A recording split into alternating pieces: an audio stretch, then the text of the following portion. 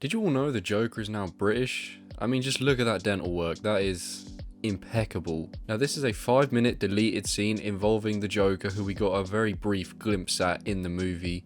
And I wasn't sure when we'd see this deleted scene because Matt Reeves had mentioned before that it did exist. I thought maybe we wouldn't see it until like the Blu-ray came out for the movie, but it got dropped on YouTube the other day, so here we have it. Now, if you saw my review for the movie, you'll know that I wasn't really a huge fan of the scene with the Joker in that film. I thought it felt shoehorned in, I thought it felt unnecessary, I thought it felt forced, and I felt it didn't add anything to the movie, and I think the movie actually would have been better without that scene. And honestly, that scene, if anything, put me off wanting to see the Joker. It made me kind of want to, push him to the side and let us see other characters, whereas this deleted scene has done the opposite. I think this scene looks awesome. His demeanor is very creepy. In terms of all on-screen Jokers, this is the one I'd least like to come across, just for the sake of his insanity, the way he looks, and his very sinister and scary laugh.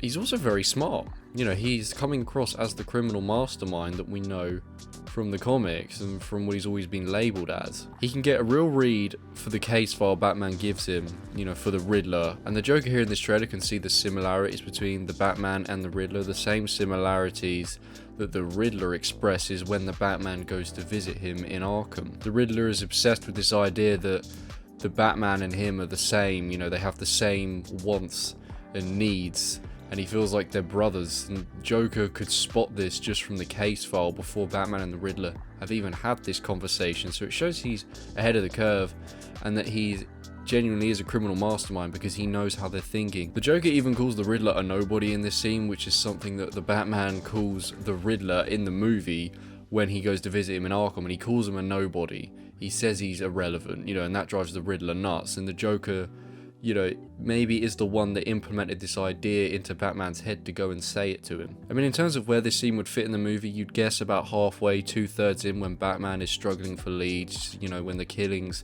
are just going on and he doesn't seem to be getting closer to getting to the Riddler. I can understand maybe why they didn't use this scene, maybe based on the fact that they wanted to hammer home that Batman is the world's greatest detective, so they didn't actually want to show him asking for help in the movie. In this scene as well, we also learned that this is an anniversary for them. It's been, a year, I guess, since they met, or since, the Batman captured the Joker. And whilst we believe that the Riddler was the first real foe and, notable enemy that the Batman had dealt with, he had in fact met the Joker before. This is unexpected because this is early days Batman at 2 years in, and he met the Joker after a year of being the Bat. But director Matt Reeves confirmed that the Joker wasn't really the Joker when Batman met him. And even here in this scene, he might not have officially donned that title because it's never used. That title isn't used, so maybe he is yet to really become the Joker. Maybe we'll see further into this, in the sequel. Maybe there'll be flashbacks to the Joker, maybe when his skin wasn't damaged like it is here. Maybe that's something Batman did. Maybe there was an accident. Definitely looks like an original origin, like comic book origin, where the Joker fell into a vat of acid. In some comics, that's what turns the Joker insane. It's falling into the acid that drives him nuts, bleaches his skin, turns his hair green, turns his lips red. Before this, he's supposed to be able-minded. Maybe we'll see if acid made him insane or if insanity threw him into the acid. However, the director Matt Reeves said that what if this wasn't an acid situation, but he was born like this, stuck with a permanent smile, and this is what drove him nuts. This is what morphed him into the killer who's always smiling, and that's why he eventually dons himself the Joker. And I like the fact that it was his real first foe to deal with. Maybe it's part of the reason he became the Bat. Maybe he'd heard about a serial killing and that's why he maybe got that final push to become the Bat. I don't know, it's probably unlikely, but you never know, it could influence him in some way. And the fact that it's his first villain that he ever dealt with is why he's going to be his greatest villain, because they're probably going to have several meetings,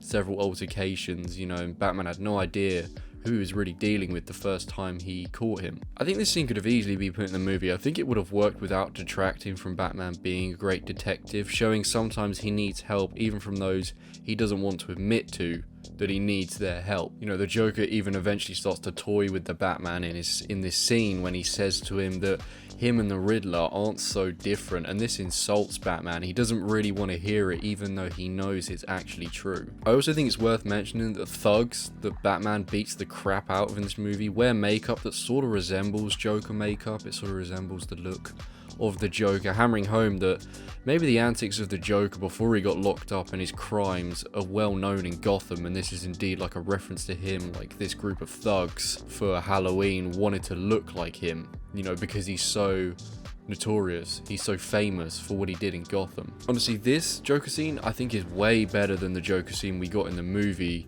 It feels way less on the nose like that scene did, and it also feels like it would have a place in this film, whereas the other one felt very last minute and just pushed in to show that the Joker exists in this universe. Say if there are 3 versions of the film, you know, the one we saw, the one that doesn't have a Joker scene, and the one that has this scene put in, I would say the best of the 3 would be this one with this deleted scene. I think it's awesome, and maybe even if you had the film with this scene and the other Joker scene, it might make the other scene feel a little bit better and not just forced in. Either way, this scene's awesome, and I do think they should have kept it. What the reasons for cutting it was, I don't know. Maybe the film was already long enough without this being put in, but you know, they could have cut some other stuff, you know, just little snippets here and there to make this scene, you know, put into the movie. I think it was a shame not to have it. Either way, it's a cool scene, and it actually makes me more excited to see the Joker in this. And you know, I wasn't sure about the casting at first. I'm one of those that has always been doubtful about Joker casting, and then pretty much every Joker goes to prove us wrong, and this once again looks like it's going to prove me wrong. This looks like it's going to be very good casting with Barry Keoghan. I don't know, I don't want to butcher the name. Either way, looks cool. I look forward to seeing more of it in a future movie. I've been Joe Squared. Thank you for watching. If you've seen the deleted scene, let me know what you think about it, and yeah, I'll see you in the next one. Bye bye.